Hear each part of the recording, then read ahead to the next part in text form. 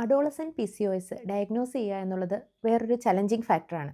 അതിന് കാരണം എന്ന് വെച്ചാൽ ഒന്നാമതായിട്ട് അവരുടെ പീരിയഡ്സ് ഇറഗുലർ എന്ന് നമ്മൾ പറയുമ്പോൾ വലിയ ആൾക്കാരിൽ ഇറഗുലർ എന്നതുകൊണ്ട് ഉദ്ദേശിക്കുന്നത് 35 ദിവസത്തിന് കൂടുതലായിട്ട് അടുത്ത പീരിയഡ്സ് വരുന്നതിനെയാണ്.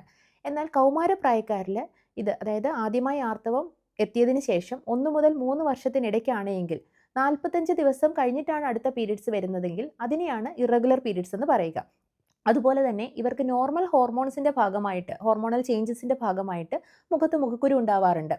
വേറൊരു പ്രത്യേകതയാണ് ഇവരുടെ ബോഡിയിൽ എത്രത്തോളം ആകാം എന്നതിനെക്കുറിച്ച് പ്രത്യേകമായ ഒരു കട്ട് ഓഫ് ഇല്ല എന്നുള്ളത്.